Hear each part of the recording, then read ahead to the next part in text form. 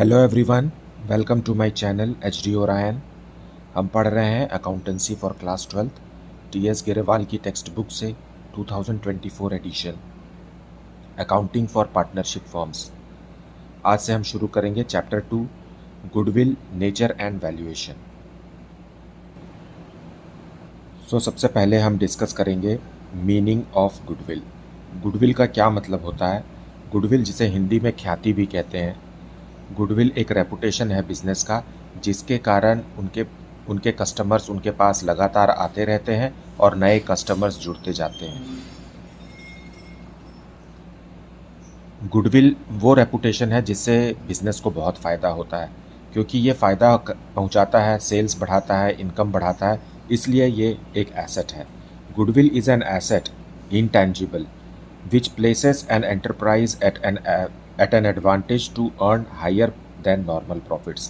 ये एक intangible asset है। intangible asset का मतलब है कि इसका कोई फिजिकल एग्जिस्टेंस नहीं है और ये फर्म को या बिजनेस को नॉर्मल प्रॉफिट से ज़्यादा प्रॉफिट कमाने का मौका देता है, या परिस्थितियां हैं जिसमें कि बिजनेस जो है वो नॉर्मल प्रॉफिट से ज़्यादा प्रॉफिट कमाता है।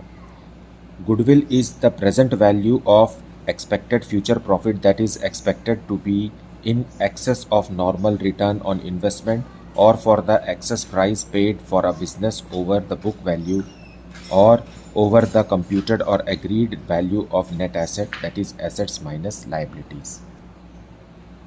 गुडविल ये बताता है कि भविष्य में बिजनेस कितना लाभ कमा सकता है, मतलब उसका भविष्य से कितना अंदाज़ा है कि वो भविष्य में कितना प्रॉफिट कमाएगा, जो कि नॉर्मल प्रॉफिट से ज़्यादा होगा। नॉर्मल प्रॉफिट वो प्रॉफिट है जो कि सामान्यतः बाज़ार में सभी लोग कमा रहे हैं, एक एवरेज प्रॉफिट है। मतलब हमने जितना अमाउंट इन्वेस्ट किया है उसके हिसाब से जो नॉर्मल रेट ऑफ रिटर्न कितना मिल रहा है।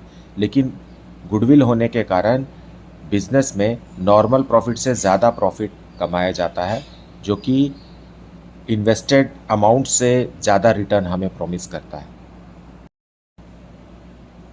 कैरेक्टरिस्टिक्स और फीचर्स ऑफ गुडविल क्या है? It is an intangible asset, it does not have physical existence but has a value. तो इसका कोई भौतिक स्वरूप नहीं है, परंतु इसकी एक कीमत है। It does not have an existence separate from that of an enterprise, और इसे एंटरप्राइज से अलग नहीं किया जा सकता। एंटरप्राइज है तो गुडविल है, एंटरप्राइज नहीं है तो गुडविल नहीं है।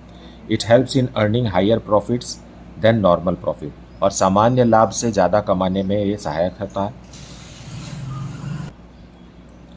It attracts customers to come frequently, इसका मतलब है कि कस्टमर्स हमसे जुड़े हुए रहते हैं, वो हमारी सेवाओं से खुश हैं और हमसे ही वो खरीदना चाहते हैं। It comes into existence due to various factors such as locational advantages, favourable contracts, brands, trademarks, patents, market reputation, customer base etcetera.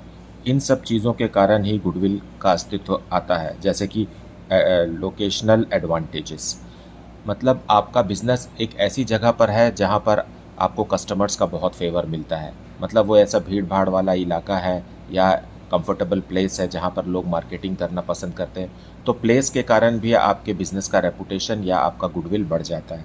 Then favourable contracts का मतलब होता है आपके ऐसे बिजनेस कॉन्ट्रैक्ट्स हैं जिनके कारण आपको आपका सामान बेचने में बहुत सुविधा होती है, अन्यथा जो दूसरे बिजनेसमैन हैं उनके पास ये कॉन्ट्रैक्ट नहीं है, इसके कारण आप ज़्यादा सामान बेच पाते हैं, अपनी सेवाएं दे पाते हैं, जिससे कि आपका प्रॉफिट कमाने का जो चांस है वो बढ़ जाता है। ब्रांड्स, ट्रेडमार्क्स और पेटेंट्स भी हैं, क्योंकि ये रेप्यूटेड होते हैं, इसके कारण भी आपने जो अपने प्रोडक्ट का ब्रांड, ट्रेडमार्क या पेटेंट्स बनाया है, इससे भी आपको प्रॉफिट कमाने में हेल्प मिलती है। मार्केट में आपका जो रेपुटेशन है, फाइन, आपने कस्टमर्स को कैसे डील किया, आपने अपने क्रेडिटर्स को कैसे डील किया, आपने अपने आप को कैसे एडवर्टाइज़ करके लोगों के सामने प्रस्तुत किया, ये सारी चीज़ें से भी, इन सारी चीज़ों से भी गुडविल बनता है। एंड कस्टमर बेस, कितने कस्टमर आपके पास आते हैं। जैसे कि आपका प्रोडक्ट अगर बच्चों का प्रोडक्ट है तो सिर्फ बच्चों के लिए ही आपके प्रोडक्ट्स अवेलेबल हैं, लेकिन अगर आप अपने कस्टमर बेस, मतलब प्रोडक्ट के बेस को अगर आप बढ़ाते हैं, जैसे कि आप युवाओं के लिए और बुज़ुर्गों के लिए भी सामान बनाते हैं, तो आपका कस्टमर बेस बढ़ जाएगा। महिलाओं के लिए बना रहे हैं, तो इस तरीके से आपका कस्टमर बेस से भी आपका रेपुटेशन या गुडविल बनता है। अगला कैरेक्टरिस्टिक है value of goodwill is subjective as it depends on the assessment of the valuer. So जब हम गुडविल को कैलकुलेट करते हैं तो हर ऑर्गेनाइजेशन अपने हिसाब से कैलकुलेट करता है, इसलिए यह सब्जेक्टिव है। हर एंटरप्राइज के लिए इसका वैल्यू अलग होगा, चाहे परिस्थितियाँ सेम ही क्यों ना हो, परंतु आपका कैलकुलेट करने का तरीका अलग अलग हो सकता है। लेकिन पार्टनरशिप के कॉन्टेक्स्ट में गुडविल क्या है? पार्टनरशिप में हम इसे ऐसे समझेंगे कि जो भी पार्टनर अपने प्रॉफिट का हिस्सा सैक्रिफाइस करता है उसी बेस पर गुडविल कैलकुलेट किया जाता है। ये कैसे होता है, ये किस तरीके से होता है, इसे हम एक्सरसाइज में जब न्यूमेरिकल सॉल्व करेंगे तो ज़्यादा क्लियर हो जाएगा। सो नेचर ऑफ गुडविल क्या है? ये एक इंटेंजिबल एसेट है जिसका मॉनिटरी वैल्यू है and it is amortised over its estimated useful life, और इसे हम धीरे धीरे राइट ऑफ करते हैं over a period of time. जैसे कि कोई फिक्स्ड एसेट को हम डेप्रिशिएट करते हैं, वैसे ही जब हम इंटेंजिबल एसेट को राइट ऑफ करते हैं तो उसके लिए वर्ड यूज़ होता है एमोर्टाइजेशन। और अकाउंटिंग स्टैंडर्ड 26 में इंटेंजिबल एसेट्स के बारे में लिखा हुआ है कि इसे हमें कभी भी बुक्स में शो नहीं करना चाहिए एज एन एसेट। फाइन। लेकिन जब हम गुडविल को परचेस करके लाते हैं बाहर से, बाज़ार से अगर आप ख़रीद करके गुडविल लाते हैं तो आप उसको एक एसेट के रूप में बैलेंस शीट में दिखा सकते हैं। लेकिन आपका जो सेल्फ इवैल्यूएटेड गुडविल होता है, फाइन, जो कुछ भी आपने गुडविल कैलकुलेट किया है अपने मेथड से या अपने फॉर्मूला से, उसको आपको कभी भी बुक्स ऑफ अकाउंट्स में शो नहीं करना है। मतलब वो आपके बैलेंस शीट में कभी भी एसेट्स के रूप में दिखाई नहीं देना चाहिए। और अगर आप बाहर से ख़रीद कर लाए भी हैं तो उसको over a period of time उसे आपको राइट ऑफ कर लेना है। Goodwill has to be amortised. तो कैलकुलेशन ऑफ गुडविल की हमें ज़रूरत कब पड़ती है? क्योंकि हम पार्टनरशिप अकाउंट्स पढ़ रहे हैं, तो गुडविल को वैल्यू कब करेंगे हम? जब कैलकुलेट करेंगे जब प्रॉफिट शेयरिंग रेशियो पार्टनर्स के बीच में चेंज हो रहा हो, जब एडमिशन ऑफ अ पार्टनर हो रहा हो, जब कोई पार्टनर रिटायर हो रहा हो या किसी पार्टनर की मृत्यु हो गई हो, या फर्म को बेच दिया जा रहा हो। 2 और मोर फर्म्स एमलगमेट, मतलब दो या ज़्यादा फर्म आपस में मिल करके एक फर्म बन रहे हो, या firm is converted into a company. Fine. Firm partnership business को हम कंपनी फॉर्म ऑफ बिजनेस में कन्वर्ट कर रहे हैं। अब जल्दी से हम देख लेते हैं कि factors affecting value of goodwill. Goodwill is affected by factors which increase the earning capacity of the firm. So firm का अर्निंग कैपेसिटी जिन चीज़ों से या जिन कारणों से बढ़ता है, वही वो फैक्टर्स हैं जिनसे गुडविल को सपोर्ट मिलता है या गुडविल का कैलकुलेशन होता है। अब जैसे देखिए एफिशिएंट मैनेजमेंट, अगर मैनेजमेंट अच्छा है तो आपके कस्टमर्स आपसे संतुष्ट हैं, आपका रेपुटेशन अच्छा है, इसके कारण आपके अर्निंग कैपेसिटी बढ़ जाती है। फेवरेबल लोकेशन, अगर आपका बिजनेस एक अच्छी जगह पर लोकेटेड है जहाँ पर ज़्यादा कस्टमर्स मिलने की संभावना है, तो इससे भी आपका अर्निंग कैपेसिटी बढ़ जाता है। तो this is also one of the factor for valuation of goodwill. Third है फेवरेबल कॉन्ट्रैक्ट्स, मतलब आपके ऐसे बिजनेस कॉन्ट्रैक्ट हैं या आपने ऐसे कॉन्ट्रैक्ट्स साइन किए हुए हैं जिनके कारण आपको काम मिलता जा रहा है, तो ये भी आपके लिए गुडविल वैल्यूएशन का कारण है। Then longer establishment of business, आपका बिजनेस बहुत पुराना है, 50 साल 100 साल पुराना है, तो इस over a period of time आपका गुडविल या आपके काम को लोग विश्वास करते हैं, सराहते हैं, तभी तो आप इतने दिनों तक कायम हैं, तो ये भी गुडविल का कारण है। Then advantage of patents, patents भी एक तरीके के एसेट्स हैं जो कि बिज़नेस यूज़ करता है गुड्स को मैन्युफैक्चर करने के लिए। सो पेटेंट्स जो हैं वो दूसरों का क्रिएशन होता है, फार्मूला होता है, डिज़ाइन होता है, जिसको हम खरीद करके और उसी डिज़ाइन या फार्मूला से हम अपने प्रोडक्ट्स बनाते हैं। तो ये भी एक एडवांटेज है, क्योंकि ये फार्मूला या ये अधिकार जो है, पेटेंट्स एक अधिकार है, ये अधिकार दूसरे बिजनेसमैन के पास नहीं है लेकिन आपके पास है। सो आप वो प्रोडक्ट बना करके जनता तक पहुंच रहे हैं। देन एक्सेस टू सप्लाईज, मतलब आपके पास रॉ मटेरियल और अन्य ज़रूरी सामान का सप्लाईज रेगुलर है और अच्छे से है। Good quality raw materials at economic prices भी कह सकते हैं। देन नेक्स्ट है quality. If a firm is knowing if a firm is known for quality of its product, sale is likely to be higher and value of its goodwill therefore will be high। मतलब अगर आप अपनी quality पर अच्छा ध्यान दे रहे हैं, आप अच्छे क्वालिटी का सामान जनता को दे रहे हैं, तो उससे भी आपका गुडविल बनता है। नेक्स्ट है मार्केट सिचुएशन। मार्केट सिचुएशन को हम ऐसे समझेंगे, डिमांड और सप्लाई। अगर आपके प्रोडक्ट का डिमांड ज़्यादा है और सप्लाई कम है, इसका मतलब ये है कि आपका मार्केट सिचुएशन फेवरेबल है और आप जितना भी सामान बनाएंगे, क्योंकि इसका डिमांड अच्छा है, तो वो हाथों हाथ बिक जाएगा और आपके लाभ कमाने की संभावना भी हाई है। देन नाइन्थ पॉइंट है risk associated with business.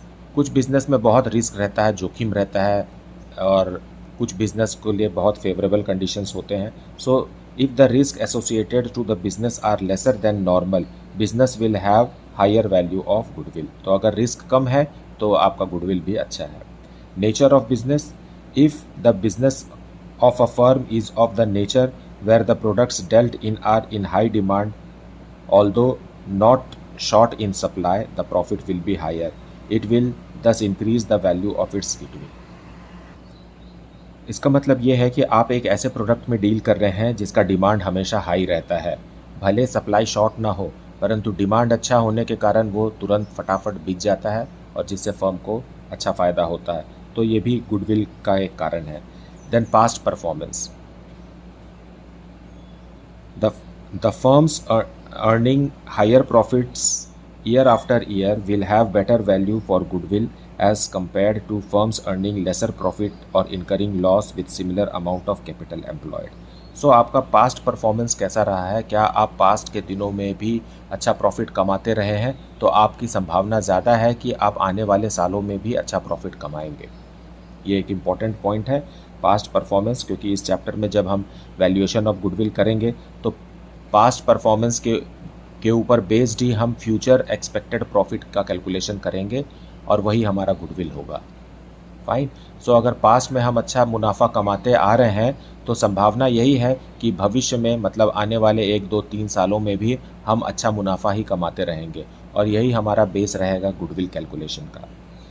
Then other factors में आ जाइए तो लिखा हुआ है after sale services, good customer relation and good labour relation. अब आफ्टर सेल सर्विसेज बहुत सारी चीज़ें ऐसी हैं जिनको बेचने के बाद आपको आफ्टर सेल सर्विसेज देना है, जैसे कि कार है, वॉशिंग मशीन है, वैक्यूम क्लीनर है, वाटर प्यूरीफायर है। इन सब सामानों को जब आप बेचते हैं तो आफ्टर सेल सर्विसेज की ज़रूरत पड़ती ही है। अगर आफ्टर सेल सर्विसेज अच्छी है तो आपके सामान के बिक्री के चांसेस भी बहुत ज़्यादा हैं, सो गुडविल अच्छा रहेगा। Then good customer relations. आपने अपने कस्टमर्स को अच्छी सुविधाएं दी है, उनका ख्याल रखा है, उनके प्रॉब्लम्स और कंप्लेंट्स को अच्छे से सुना है और इस तरीके से कस्टमर्स आपके फेवर में है, सो गुडविल का वैल्यूएशन भी अच्छा रहेगा।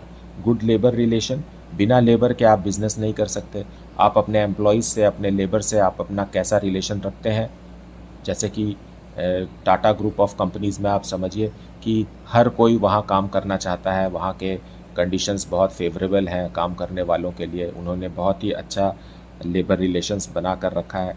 सो बहुत सारी ऐसी कंपनियां हैं, तो छोटे फर्म्स के लिए भी ये ज़रूरी है कि वो लेबर्स के साथ अच्छा रिलेशन बना कर रखें, जिससे कि कंपनी का रेपुटेशन बढ़ता है, कंपनी का फर्म का गुडविल भी बढ़ता है ना। किसी भी बिज़नेस का गुडविल अच्छा होता है। इस वीडियो में हमने गुडविल के बारे में समझा, इसका नेचर को समझा। अब नेक्स्ट वीडियो में हम इसके वैल्यूएशन के बारे में बात करेंगे। Thank you so much for liking, subscribing and sharing this channel. Thank you so much for watching this video.